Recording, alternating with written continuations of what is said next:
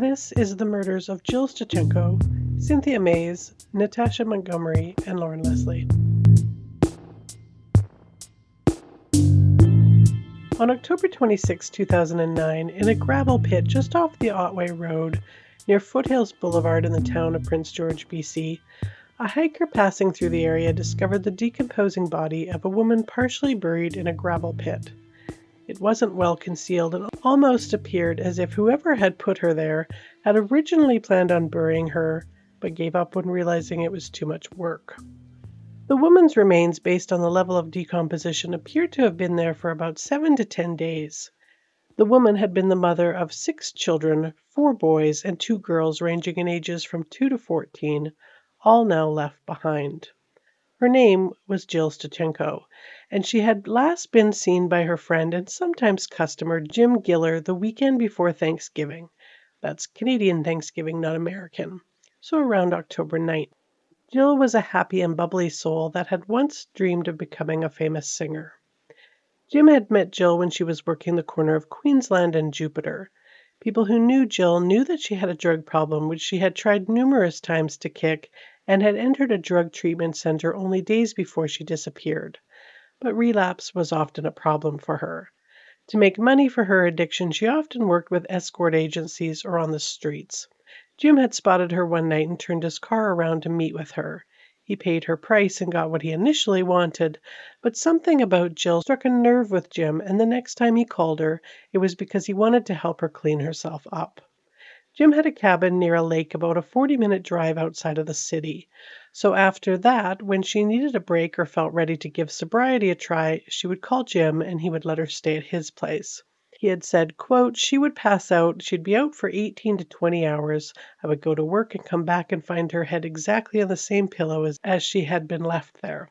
She would wake up after a time and would be very hungry, so we would cook something together and go down to the lake for a swim, and I would leave her alone in the sunroom with her books, and the books she was reading were all self-help books.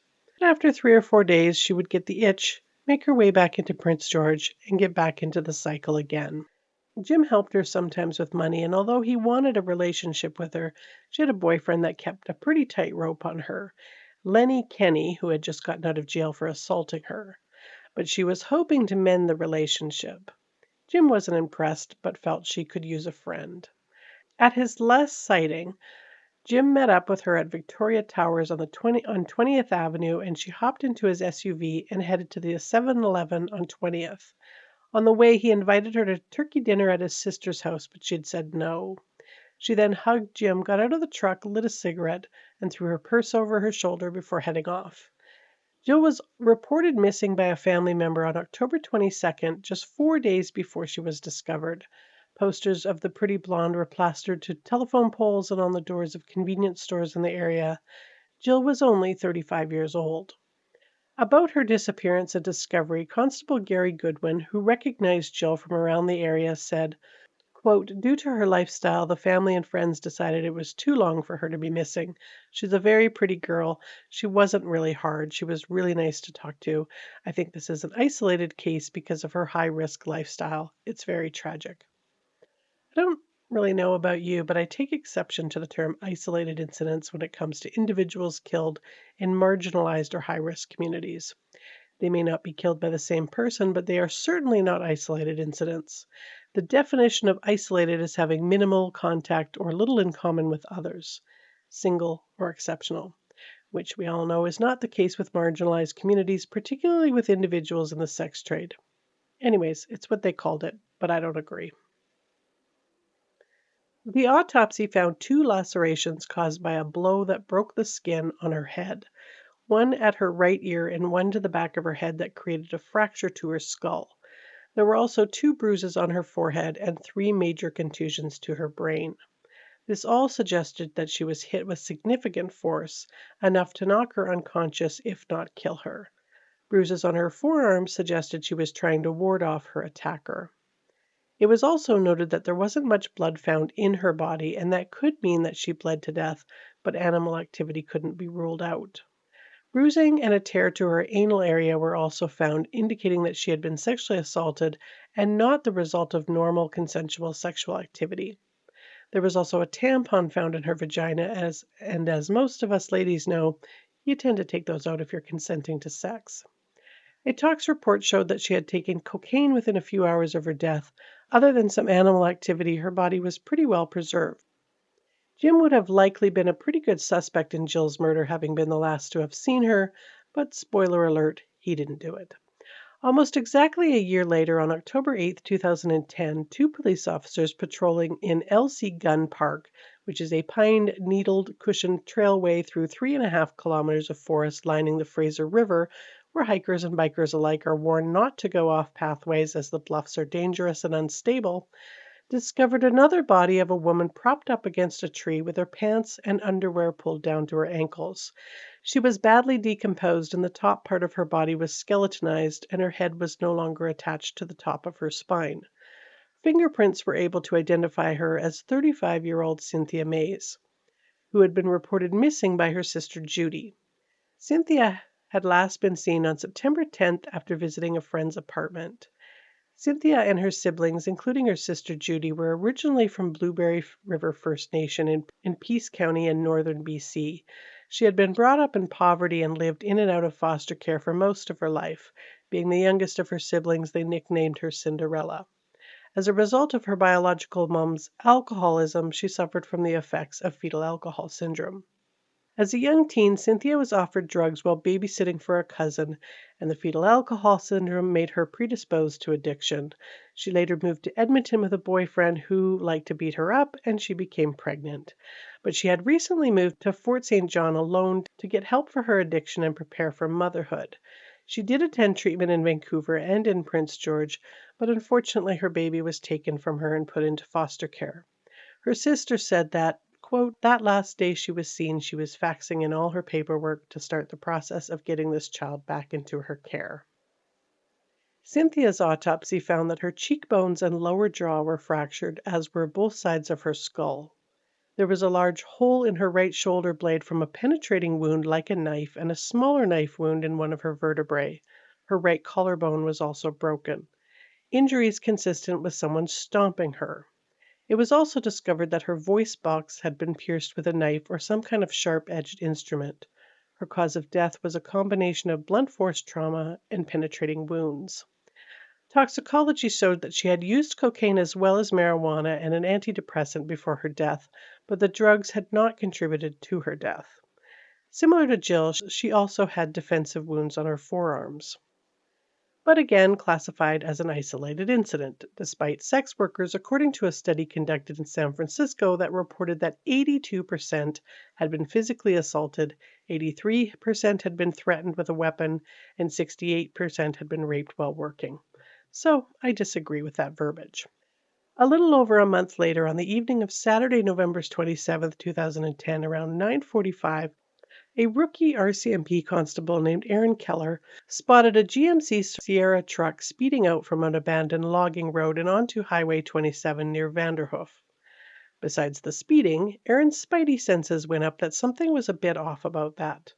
Why was he speeding out like that to try and get ahead of something when there was little to no traffic? He followed for a bit and then put his lights on, but the driver didn't slow down. And when he stopped him, right away he knew something wasn't right with this guy.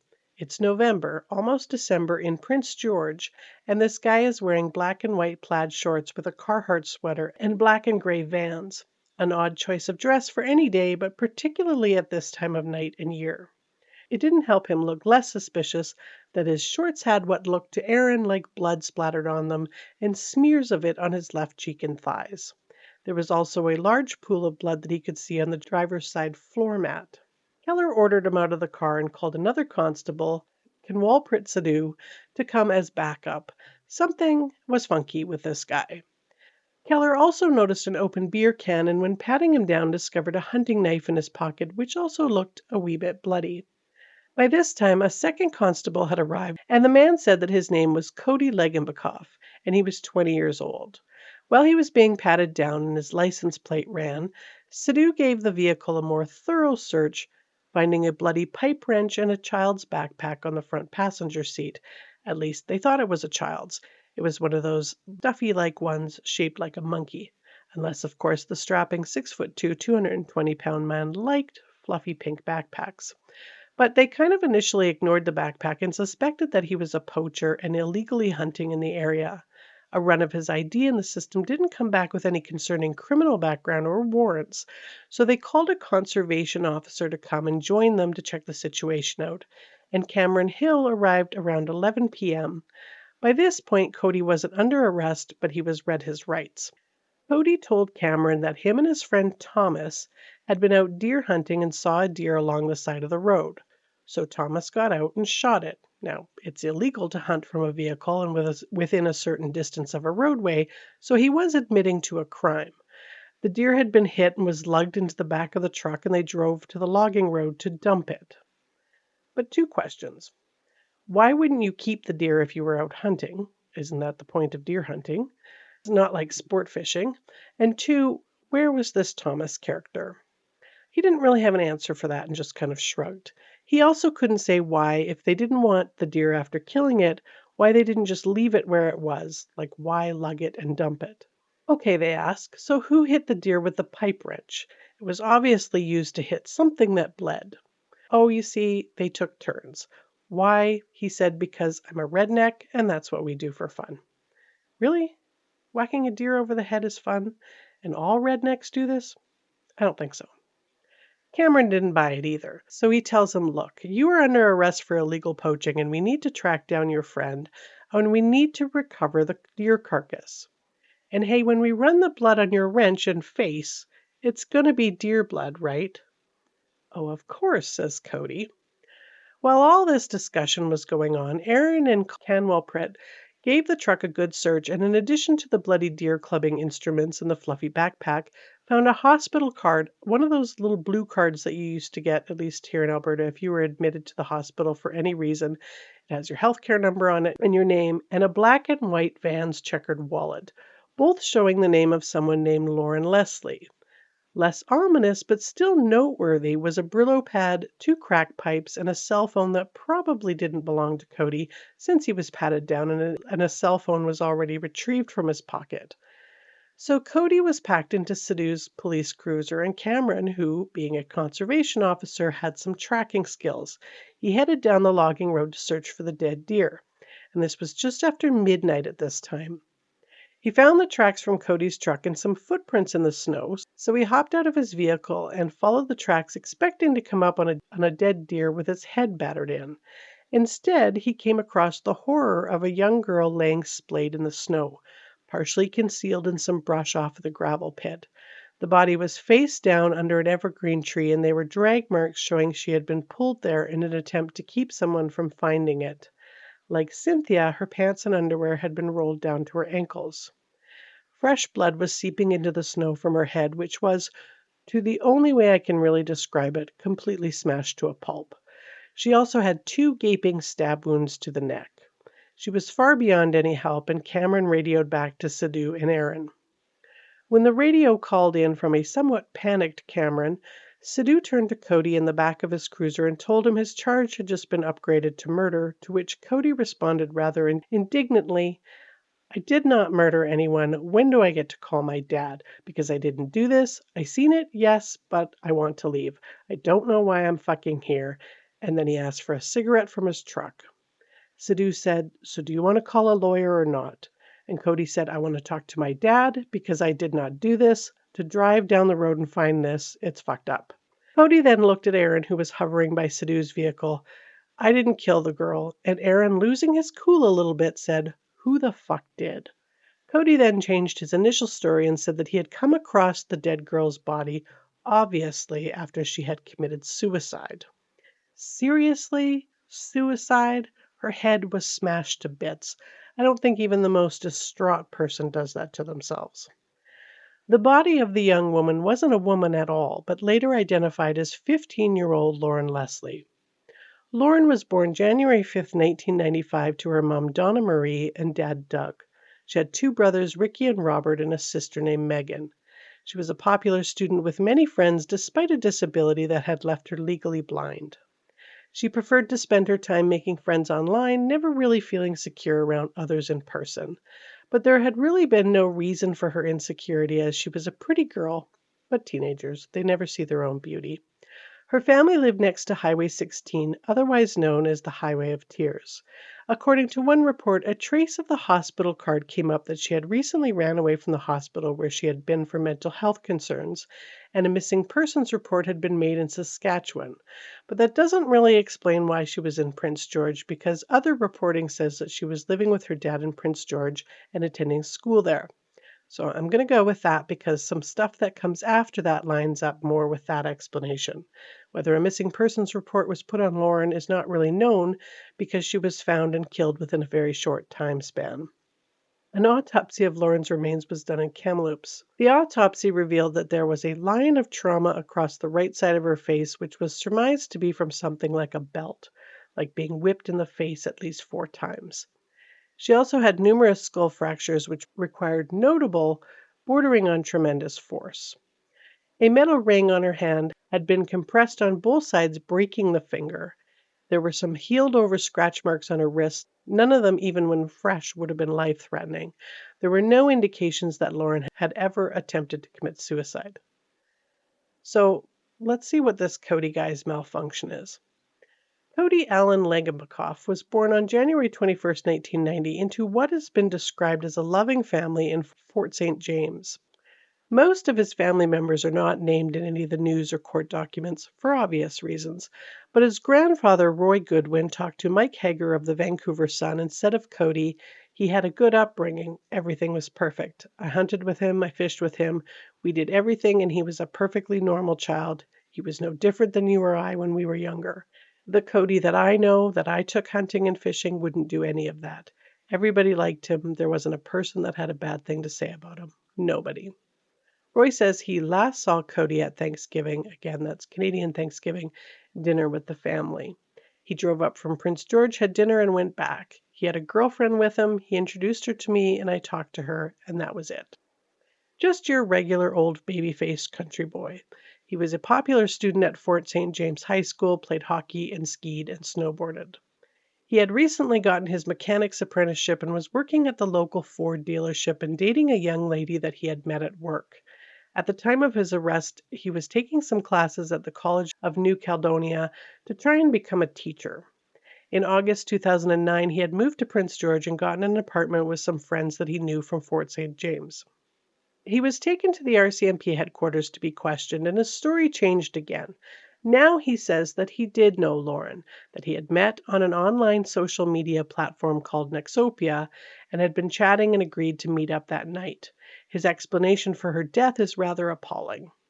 He said that they had met up and had consensual sex, which is not a thing when she's 15, and then went for a nice romantic drive in the woods, and then for no reason at all, she just went psycho on him and started hitting herself in the face with the pipe wrench. She was trying to kill herself, so like the nice guy that he is, he finished her off as a favor with a couple of more whacks.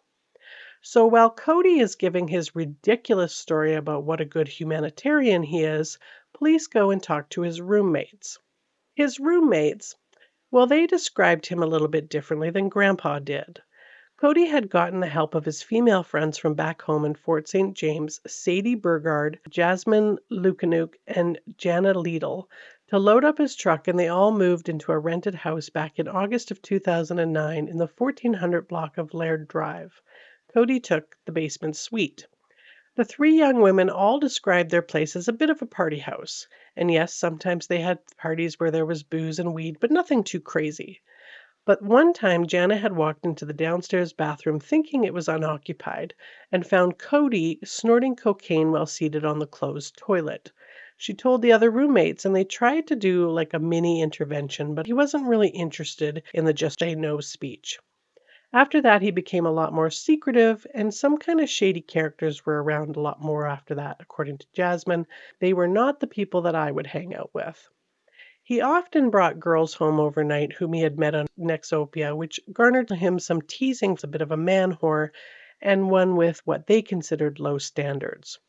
They also found he was a bit of a messy sod. When confronted about his pigpen lifestyle, he would tell them that he had no intention of changing, so just live with it, which they were kind of forced to do because they needed his rent money. But what really piqued the investigators' interest was Jana telling them that she had come home after visiting her family that Thanksgiving, again Canadian, not American, and went downstairs to see what Cody was up to. He was lying on his couch watching TV, and there was a large melon-sized blood stain on the end of the couch and another one on the carpet. She asked Cody, like, "What the heck, Cody?" or some words to that effect, and he said that he was high and fell asleep on the couch and had a bleeding nose. She had no authority to tell him to clean up his mess from the couch, but she did tell him to clean up the mess from the carpet, which he did somewhat haphazardly and not very well over the next couple of days before giving up on it. Sadie told the police that she noticed at some point, and she couldn't remember when exactly, that she saw a small pickaxe resting next to his bed. And when she asked him, like, "Why do you have an axe by your bed?" And he was like, "Well, it's scary downstairs. You try sleeping down here alone." Now, she didn't give that much thought, as they had recently spotted footprints in the snow around the backyard shed. So perhaps a search of Cody's little den of hell is in order, and they found a few things. Actually, more than a few things. Further connecting him to Lauren was some messages between the two on Nexopia beginning on November 1st. Cody went under the name One Country Boy. The messages began with Cody contacting Lauren to meet up. Lauren was 15 and he was 20 at the time. Block him, Lauren, block him. But unfortunately, she didn't block him, and on November 27th, just after 6 p.m., Lauren messaged Cody. Cody was with his girlfriend at the time, and she had left at 6:30. He messaged her back to meet up and told her not to tell anyone about him, and Lauren said fine, but she didn't want to do anything sexual. And this was at 8:22 p.m. Why are red flags so hard for young women to see? Cody then purchased some beer and met her outside the W.M. McLeod Elementary School. Lauren was wise enough to text her friend Charity that night between 8:30 and 8:35, telling her that she was out driving with Cody. They arrived at the logging road where Lauren would meet her fate around 9 p.m. The beer he purchased that they had discussed in their messages that he would get from the cold beer and wine store matched the open can found in his truck that night. Police ran DNA on a whole whack of items from his bloody shorts to items found in his truck and in his apartment. And they discovered some oddities. A black sweater and white sock found in his truck that they had assumed belonged to Lauren with 3 spots of blood around the neck. That came back to match DNA from Cynthia Mays. Cynthia's DNA was also found on the pickaxe beside the bed. That nosebleed bullshit story about the blood on his couch and carpet, that DNA came back to Jill Stachenko. And of course, anal and vaginal swabs from the 2 women and 1 girl came back to Cody. But there's more. Not all of the blood on Cody's shorts that night belonged to Lauren. A couple of the splotches and another 30 samples taken from his bed sheets, mattress, and carpet and kitchen linoleum, as well as the handle of the axe, belonged to a sometime sex worker who had been reported missing in August, Natasha Montgomery, who was only 23, the mother of a 4-year-old boy and 3-year-old girl. Her kids had been living with their dad as Natasha struggled with drugs and had only been released a few weeks before from the Prince George Regional Correction Center. She had been staying at a friend's house when she disappeared. Her ex-partner and children's father, Brian Goodwin, had known Natasha since she was about 12 years old and had lived together with her in Quesnel. She had moved out when the drugs got bad, but stayed in contact calling the kids every other night. According to Brian, she loved them more than anything in the world. A collection of photographs of her little peanuts was found in the bedroom of where she had been staying when she disappeared. She had last been seen on August 31st when her friend Robert dropped her off at the Fast Gas on 20th and Queensway. Cody was left to rot in jail for a bit, and his trial for 4 counts of first-degree murder started in late August 2014.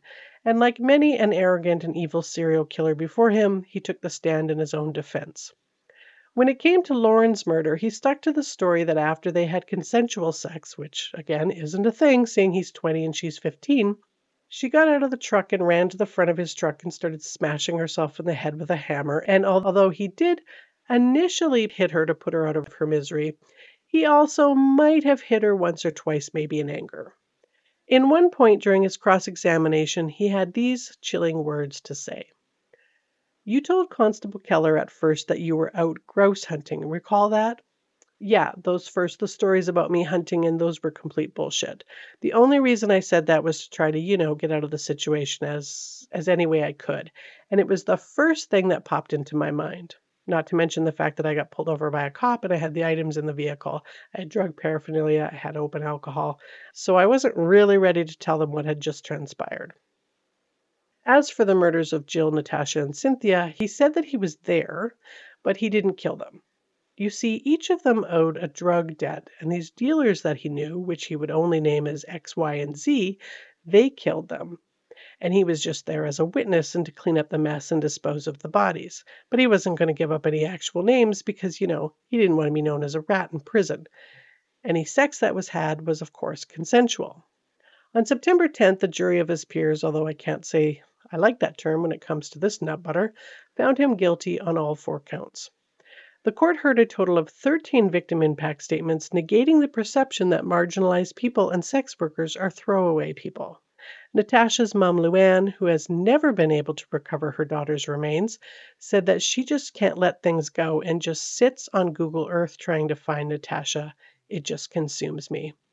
One of Jill's daughters, who was 15 at the time, said that she cries herself to sleep and is dealing with depression and anxiety. I barely talk to anybody. I barely communicate. Donna Leslie, Lauren's mom, said she pretty much lost her mind since her daughter's murder. The best years of my life were when I was raising my young kids. I had a very supportive husband so I could stay home with them. I have wonderful memories of that time. Losing Lauren has basically destroyed them. I am shattered, heartbroken, and will never be the same. And Lauren's dad, Doug, said, all I have left is a deep sadness that never ends, that never leaves me. Outside of the courtroom, Robert Donovan, Natasha's grandfather, had to leave, telling Andrew Kurjata of the CBC, I couldn't take it. When they were playing the testimony about how he murdered her, about all that he'd done to her, I just broke down. I couldn't take it. I thought I was a big tough guy, but big tough guys fall apart too. Luann told reporters, it's not over for me. I still don't have Natasha back, and I want to remind the public to keep an eye out for her remains. Judy Mays, Cynthia's sister, has become a warrior for awareness of the missing murdered Indigenous women and girls movement. She says, quote, this verdict is bittersweet. All we wanted in this system was justice. Even though my sister is gone and we will never get her back, through this we have a sense of justice that it was first-degree murder, and we are really happy with that. And she reminded all of those present that even though 2 of his victims were sex trade workers, it doesn't matter. They weren't just a drug addict and they weren't just a sex trade worker. They were loved and they're missed. During the sentencing, when asked by the judge if he had anything to say, he stood and said, I pretty much covered everything I was going to say when I testified. Cody has never told anyone where Natasha's body is. In 2019, he was transferred from his max security to a medium security out in Ontario. Grand Chief Stuart Phillip of the Union of BC Indian Chiefs said, it's absolutely shocking that they would reduce his security measures to medium security. It certainly is a slap in the face to the missing and murdered Indigenous women and girls movement. In a written response, Corrections Services Canada said that all offenders are thoroughly evaluated and placed in facilities that can assure their security and meet their program needs. Rehabilitative efforts leading to a gradual and controlled release have proven to be a better way of protecting the public. Luckily, so far, all of Cody's appeals have been denied, but so chilling that Corrections Canada is preparing already for his gradual release back into society. And that was the murders of Jill Stachenko, Cynthia Mays, Natasha Montgomery, and Lauren Leslie. Lessons from today's story. Not all rednecks do this kind of stuff, despite what Cody thinks. Sex trade workers and people struggling with addiction are people and are loved by many. And please, watch your kids like hawks when they are on social media. As always, thank you so much for watching.